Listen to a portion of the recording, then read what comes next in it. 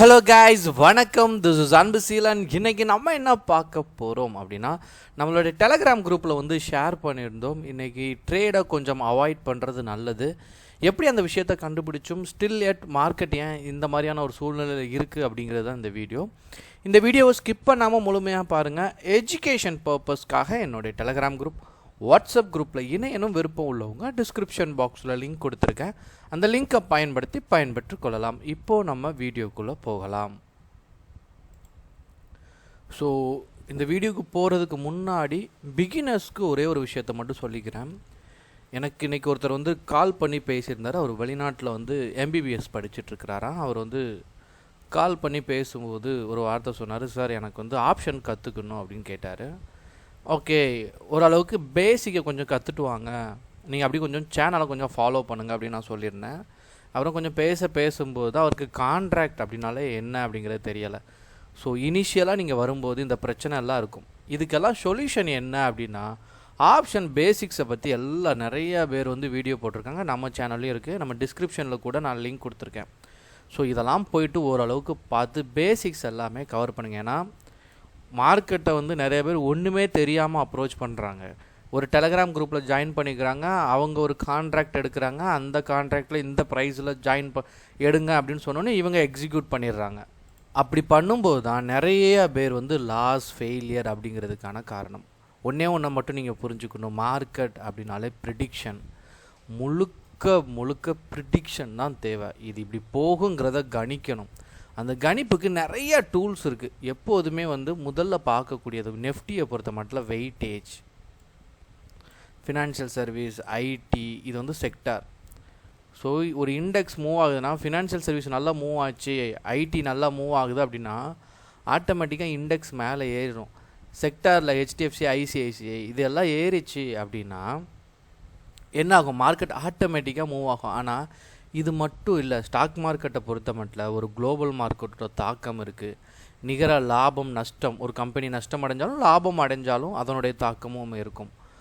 மூணாவது பாயிண்ட், முக்கியமான point, pier seller, இவங்களுடைய ஆக்டிவிட்டீஸ் தெரிஞ்சால் மட்டும்தான் ட்ரேடிங்கில் சக்ஸஸ் பண்ண முடியும். ஸோ ஒரு மார்க்கெட் ஓப்பன் ஆகிறதுக்கு முன்னாடி நீங்கள் முதல்ல என்ன பார்க்கணும் அப்படின்னா, குளோபல் மார்க்கெட்டை நீங்கள் நல்லா பார்த்துக்கணும். சரிங்களா? இதில் சிங்கப்பூர் மார்க்கெட் அதனுடைய சார்ட்டை எடுத்து எல்லாருமே கொஞ்சம் செக் பண்ணணும். நிறையா பேர் என்னென்னா சார்ட்டை செக் பண்ண மாட்டாங்க. காலையிலேருந்து மார்க்கெட் எப்படி போயிருக்குன்னு பாருங்கள். நல்லா அப்படி வந்து இதெல்லாம் இன்ட்ராடேயோட chart, live intraday. So Singapore market நல்லா ஒரு பீ கொடுத்து அகெயின் டவுன் ஆகிருக்கு. இதே தானே நம்ம மார்க்கெட்லேயே நடக்கும். பாருங்கள், நல்லா மார்க்கெட் கொஞ்சம் காலையில் பாசிட்டிவில் இருந்துச்சு, நியூட்ரலில் தான் இருந்துச்சு. இப்போ அப்படியே நெகட்டிவ்லையும் இருக்குது. நெகட்டிவ்லையும் பெரிய லெவலெலாம் சரிவு இல்லை. சரிங்களா? இப்போ நான் காலையில் பார்த்த விஷயங்கள் வெயிட்டேஜ் ப்ளஸ் குளோபல் மார்க்கெட். சரிங்களா? அப்புறம் இண்டெக்ஸில் நீங்கள் வந்துட்டீங்க அப்படின்னா எத்தனை கம்பெனிஸ் பாசிட்டிவில் இருக்குது அப்படிங்கிறது நான் தெரிஞ்சுக்கணும். சரிங்களா? இப்போது நெஃப்டி 50ல் அட்வான்ஸ் 29, அதாவது ப்ராஃபிட் 50 கம்பெனியில் ப்ராஃபிட்டில் மூவ் ஆகிட்டு இருக்குது. ரிமைனிங் 21 தான் டிக்ளைன். சரிங்களா? இப்போ ப்ராஃபிட்டில் மூவ் ஆகிறது அதிகமாக என்ன ஆகிட்டுருக்கு, பை சைடு தானே போக முடியும். ஆனால் மார்க்கெட் நெகட்டிவில் இருக்குது.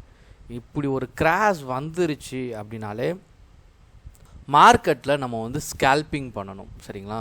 இப்போ நான் எப்போவுமே சஜஸ்ட் பண்ணுறது வந்து 3 ஹவர் கேண்டில் வந்து சஜஸ்ட் பண்ணுவேன். இங்கே பாருங்களேன். ஸோ இந்த மாதிரியான கண்டெம்ப்ரவரியான சுச்சுவேஷனில் 3 ஹவர் கேண்டில் பிரேக் ஆனாலும் சரிங்களா, ஒரு நாளைக்கு 3 ஹவர் இப்போ கரெக்டாக இங்கே காட்டுற பாருங்க, மணி கரெக்டாக பார்த்தீங்க அப்படின்னா 3:17 மார்க்கெட். இப்போ ஒரு 13 மினிட்ஸில் மார்க்கெட் க்ளோஸ் ஆயிரும். ஸோ இங்கே பிரேக் ஆனால் கூட இங்கே ப்ராஃபிட் இருக்காது. ஸோ மார்க்கெட்டை ப்ரிடிக்ட் பண்ணுறது ரொம்ப முக்கியம். அந்த ப்ரிடிக்ஷன் தான் உங்களை எக்ஸிக்யூஷனுக்கு கொண்டு வரணும். எல்லா டைம்லேயும் டெய்லி ட்ரேட் எடுக்கணும் அப்படிங்கிற அவசியம் கிடையாது. சரிங்களா? தெளிவான ஒரே ஒரு ஸ்ட்ராட்டஜி, அதை சரியாக ஃபாலோ பண்ணிவிட்டு அதில் இருக்கிற விஷயங்களை நீங்கள் தெளிவாக பண்ணாலே போதும். ஸோ எப்போவுமே வெயிட்டேஜை பொறுத்த மட்டும் ஓரளவுக்கு கிளாரிட்டி வேணும் அப்படின்னா, நீங்கள் பாருங்கள், ஹெச்டிஎஃப்சி டவுனில் தான் இருக்குது டே கேண்டலில். சரிங்களா? அப்புறம் ஐசிஐசிஐ டவுனில் இருக்குது, கோட்டக் டவுனில் இருக்குது, எஸ்பிஐ என்ன பாருங்கள் அப் ட்ரெண்டில் இருக்குது. ஸோ அப்படியே மார்க்கெட் ரிவர்ஸாக இருக்குது. சரிங்களா? எல்லா வெயிட்டேஜும் கொஞ்சம் சரிவில் இருந்தால் நல்லாயிருக்கும். இது அப் ட்ரெண்டில் இருக்குது, இதுவுமே அப் ட்ரெண்டில் இருக்குது, இது கொஞ்சம் சைட்வேஸில் இருக்குது. ஸோ மார்க்கெட் கொலாப்ஸான மார்க்கெட் இந்த வாரம் ஃபுல்லாகவே இப்படி தான் இருக்கும். ஸோ அதனால தான் நீங்கள் இவ்வளோ விஷயத்தையும் பார்த்து ஒரு ட்ரேட் எடுக்கணும் அப்படின்னா குளோபல் மார்க்கெட், சிங்கப்பூர் மார்க்கெட், சரிங்களா, நம்ம இண்டெக்ஸில் எவ்வளோ கம்பெனி பாசிட்டிவில் ரன் ஆகிட்டுருக்கு, இந்த எல்லா விஷயமும் தெரிஞ்சால் மட்டும்தான் நீங்கள் சக்ஸஸ் பண்ண முடியும். இதில் FIID அவங்களோட ஆக்டிவிட்டீஸ் ஓரளவுக்கு நீங்கள் நல்லா இருந்துச்சு. பட் பையர் வரமாட்டாங்க. நீங்கள்லாம் நினைப்பீங்கல்ல, என்னென்ன ஒரு யோசனை இருக்கும், இப்படிலாம் இருந்தால் மார்க்கெட் மூவ் ஆகுமா அப்படிங்கிறதுக்காக இல்லை. மார்க்கெட் முழுக்க முழுக்க பையர் செல்லர் எடுத்துகிட்டு போகக்கூடிய விஷயம் தான். அதனால் மார்க்கெட் நல்லா இருந்தால், நீங்களாம் ரீட்டைல் ட்ரேடர், நீங்களாம் கம்மியான அமௌண்ட்டை வச்சு ட்ரேட் பண்ணுவீங்க.